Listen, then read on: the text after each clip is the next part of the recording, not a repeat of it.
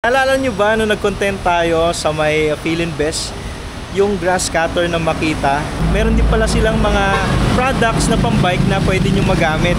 Nandito kasama natin ngayon, taga Redman Summit, dealer na Makita to. Ipapakita nila sa atin yung mga products dito na pwedeng magamit ng mga kapwa natin siklista. Ito meron sila ditong cordless na pressure washer. Pakita mo nga sir, ang ganda nito. Cordless pressure washer. Ito, rekta sa gripo mismo. Okay. Mineral water, hindi siya kasya. Ay, sa mga ganito, mga 1.5 mga 1.5 sa soft drinks. Okay, ang galing ah. Pasok siya. Oo. Pero pwede itong i-soak din siya sa mga timba, gano'n? Oo, pwede siya. Okay. Pwede siyang gamitin para ito yun, kahit hindi siya i-direct sa gripo. Pwede rin. Galing ah. Ano naman yung next natin dyan? So ito, meron silang pressure washer. Para saan pala to? Ito po sa, ano siya, yung sabon. Sabon lalagay dyan. Pagka gagamit kayo sabon, pwede siyang dyan to. Lalagay mo to. Oo. Tapos dito siya naman siya sa dulo. Okay. Tubig tapos diretso sabon. Ito na yung pinaka ano dito sa tubig. Okay. Ang galing ah. Mabigat ba siya? Magaan po, magaan. Magaan. Magaan. So this is 18 volts, no? Okay. And ito naman, Makita na ano to? I-check natin ah. Yung blower. Blower naman. Okay. Medyo alam ko na to. Pagtapos mo mag-bike wash, syempre papatuyuin mo yung bike, di ba? Meron din sila. Dalawang purpose nito. Pwede siya sa sahig. Pwede rin siyang sa bubong ng sasakyan.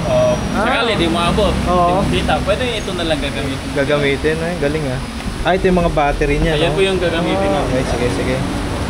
Tapos ito naman, mukhang blower din to. Ayan blower na cordless dust blower. Para mas maliit na version, no? Mas maliit siya. Ito masakto talaga to sa bike pag magpapatuyo ka, nagpapatuyo ka ng mga preno. Yung frame, no? Yung patalya, gulong, yan, sakto yan. Ayan, very compact oh. Ang cute. Ang liit lang. At saka gana. May safety ano din pala siya lock, no? May lock para hindi mapindot. Yan lang yung mount niya sa dulo. Meron. Mayroon ding mas mahaba. Ito lang yung mas niya. Ito lang yung mounting niya.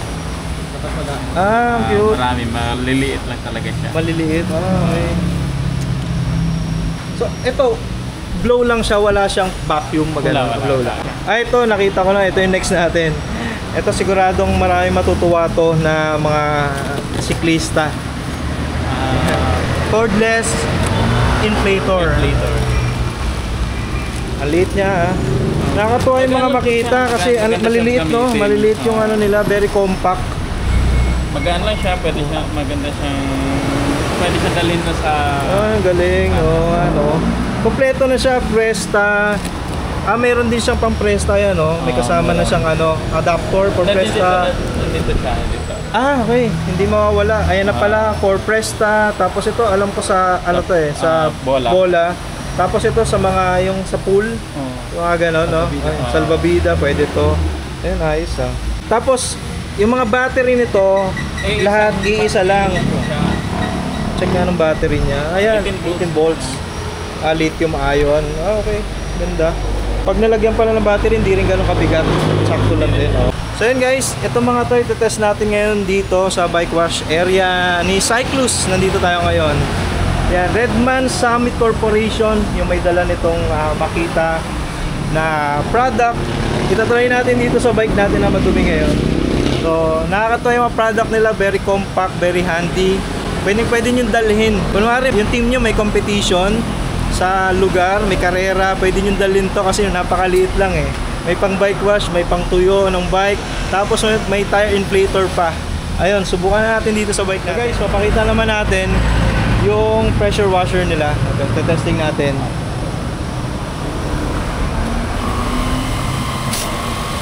Lakas din pala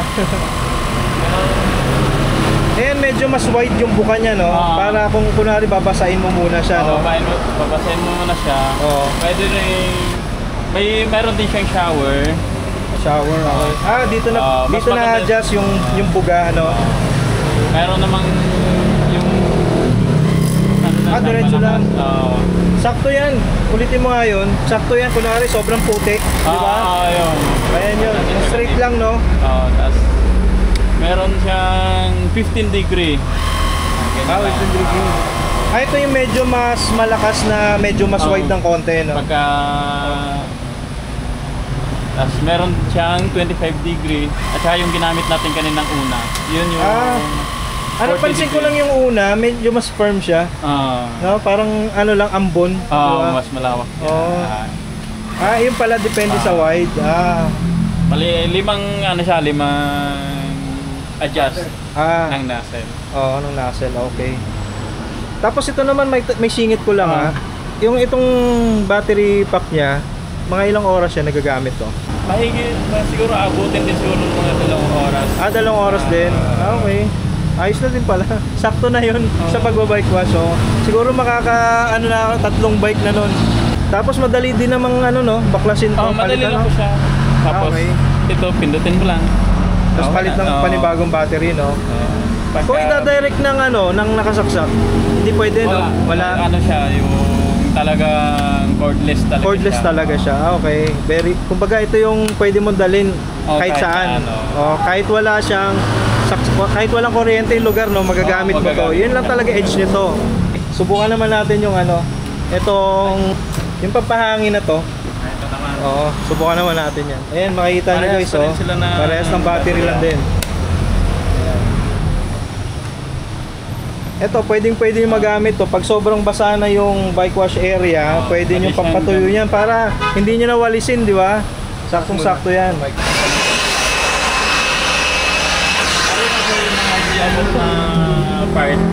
Halos tuyo na eh. Tuyo talaga siya. Ang lakas sa'yo. Hindi mo makita na pwede mo siyang gamitan na ganyan. Pag nasa hig naman, pwede mo siyang baguhin. Oo. Nakabaliktad, para nakaganon. Okay. Ito naman. Pwede mo siyang baguhin. Madali siyang matuyo. Halos tuyo na din talaga. Ito nga yung nabugahan, tuyo na. Ayun, ganun lang pala. Ganun pa rin, isang paano yung niya? Ito lang pinipindot para ito lang gumana. pinipindot. May adjust naman siya, pwede mo hinaan, pwede mo siya iwan. May mode siya. Kung mahina, palakas, gano'n. Okay. 3 klase siya, tatlong mode. Ayun. Doon tayo sa isa, doon ako na-excite yung maliit. Ito, mas gusto ko to eh. Ito, yan. Pa rin. Yan, ito. Isang baterya pa rin tayo. Ito yun, di ba? Ito, sakto-sakto talaga yan.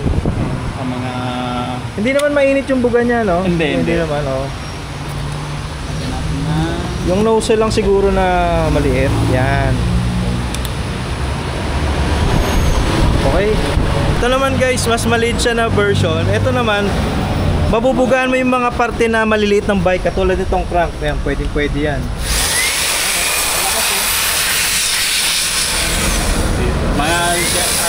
Mga ganito na mas madali siyang gamitin. Tsaka masisiksik mo dahil maliit siya. Hindi katulad ng malaki, ang hirap, di ba? Ayun. So, ayun pala yun guys. Ito, mabibenta talaga to sa mga bike shop. Ayan.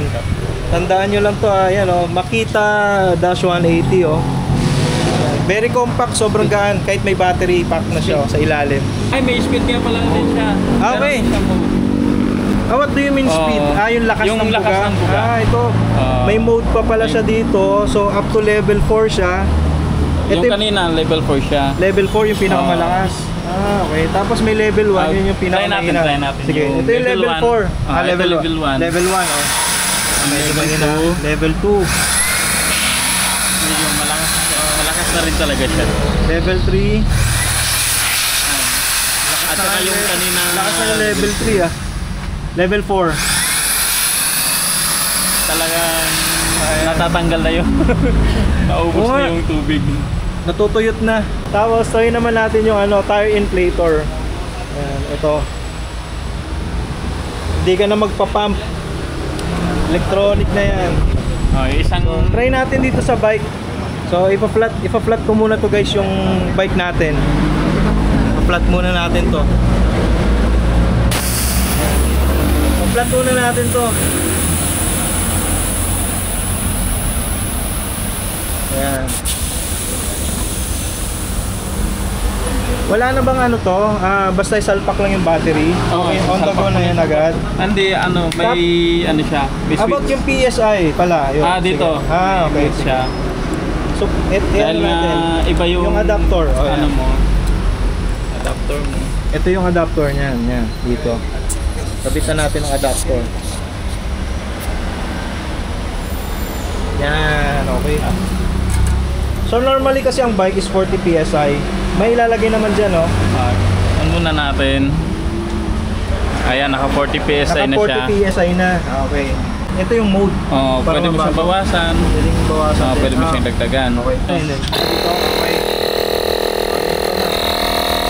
Ang bilis, ha? 15. Tigas na.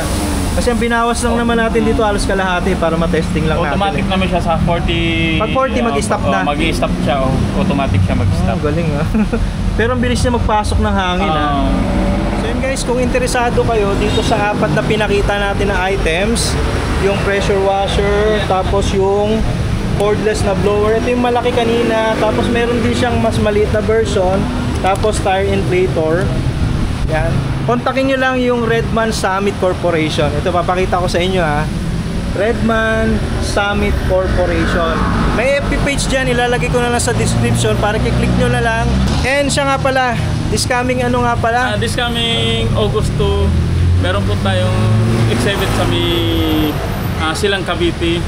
Yung Shimano Cycling Festival. Ayun, punta kayo doon. Tsaka doon sa mga kakarera sa event, visit kayo sa booth nila, meron silang booth doon.